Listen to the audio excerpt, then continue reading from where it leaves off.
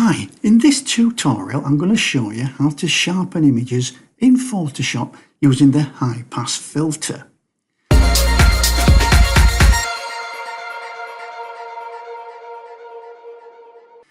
Now most times when you start to sharpen an image you instinctively turn to either the Smart Sharpen or the Unsharp Mask filters in Photoshop because they're easier accessible.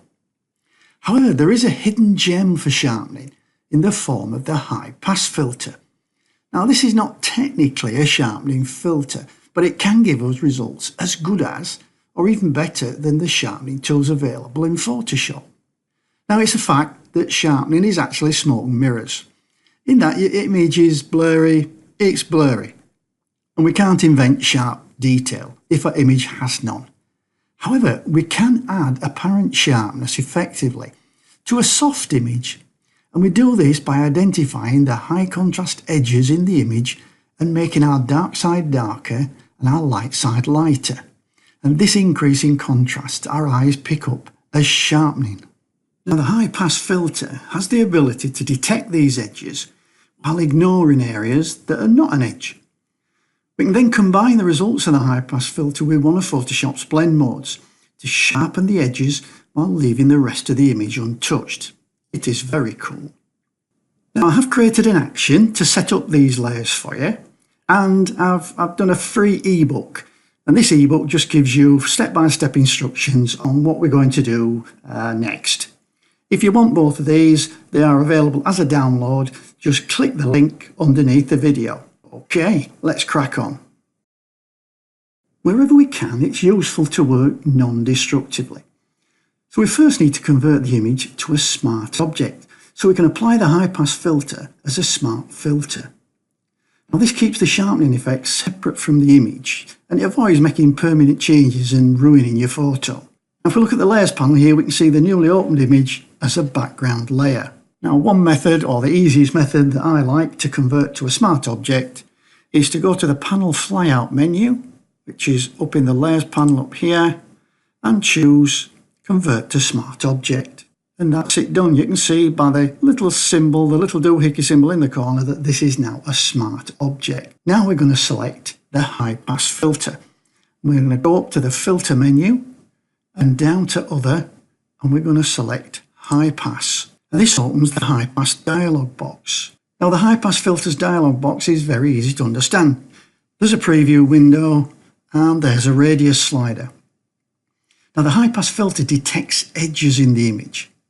The radius value controls how much highlighting to apply to those edges. Any areas that are not an edge are filled with neutral grey. Now we can go right down with a radius value of 0.1. And you can see that in the preview window and in the image itself, it's almost totally grey. There may be just a little tiny bit of faintness, but other than that, it's fairly grey. Now to bring the edges into view, we need to start dragging the sliders to the right.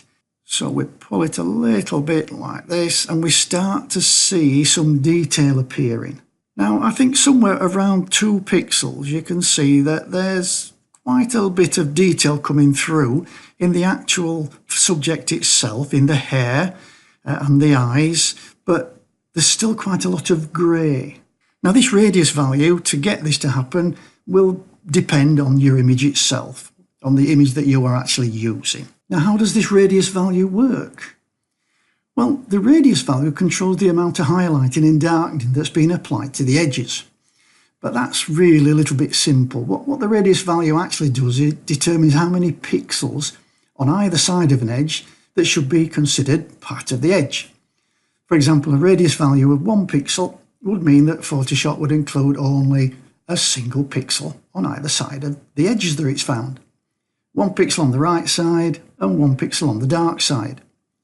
But if we increase the radius value to say 10 pixels, then Photoshop would extend the width of the edge 10 pixels on either side. Now this tells us really why we couldn't see any edges when we initially lowered the radius down to just 0.1 pixel. Photoshop was including only 1/10 of a pixel on either side of the edges, making it far too narrow for us to actually see. But when I increased my radius value to 2 pixels, Photoshop extended the width of the edges out to 2 pixels on either side, making them wide enough to be seen. Now, too high a radius value can be a bit of an image killer because too much of the image is considered as part of the edge. So let's say I'll take this up to, blooming heck. No, that's not good, is it? That's not good at all. It actually gets breakthrough and it fetches some of the colour through as well. So at a radius of 20 pixels, Photoshop's extending the width of the edges out to 20 pixels on either side. So now pretty much the whole image is going to be taken as part of the edge.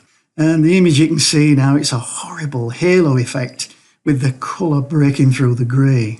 So sharpening works best by increasing the contrast along the edges without affecting any other areas. So for the best sharpening results with a high-pass filter, choose a radius value that's just large enough to bring out the highlights while keeping those highlights as close to the actual edges as possible. As I said earlier, the exact radius value you'll need will depend on your image. Larger images generally need larger values than smaller images. As a rule of thumb, radius values of between 1 and 5 pixels tend to work best. Now for my image, I'll go for 2. I'll bring this back down to 2 again. I'll type that in. And you can see that I'm just starting to get some detail, but generally the rest of the image is grey. And then I'm going to go with that, and I'm going to click OK. And now you think, well, you've made a right dog's ear of that. And it don't look good. Now that the edges are highlighted, the next step is to increase the edge contrast by blending the high-pass filter result into the original image. We do that by changing the blend mode of the high-pass filter. In the Layers panel, you can see here, we've got a little doohickey just here, just across from the high-pass filter, and if I double-click on that, it will open up the blending options. And now I can change that, and you can see where it says mode, this is short for blending mode. If I click on that, these are the contrast adjusting blend modes. And the best one I've found is linear light. So if I click on that, you'll see that all the grey will disappear, but it will just leave the sharpening. So I'm going to click OK to that. And then we'll just show you what I mean by I can turn off the high pass filter. So if I click on this little eyeball icon here, you can see that's before and that's after. And that's before and that's after. And you can see that there's quite a lot of sharpening being applied to that. And if you think it's just a little bit too much, then you can go in and change it. And we can do that by dropping the opacity of the high pass filter so it blends less and less and blends more and more of the image underneath. And again, we do that from the options. So I'll double click just here and bring up the blending options again. But this time I'm going to change the opacity. So I'll just drop that down maybe to about 70%. And then click OK. And then I'll just turn that on and off. You can see that that really brings out all the detail in that hair, and it's doing a little bit to the eyes as well, but it's generally leaving those skin tones alone. It's not doing much on them at all. Well, that just about wraps up our conversation on the high pass filter. I do hope you found that useful. Give it a go. It does work a treat. If you found it useful, then please give me a thumbs up or leave me a comment under the video. And even better, if you get a minute, click that subscribe button for me and help me grow my Photoshop learning community. I'll see you in the very next video. Bye for now.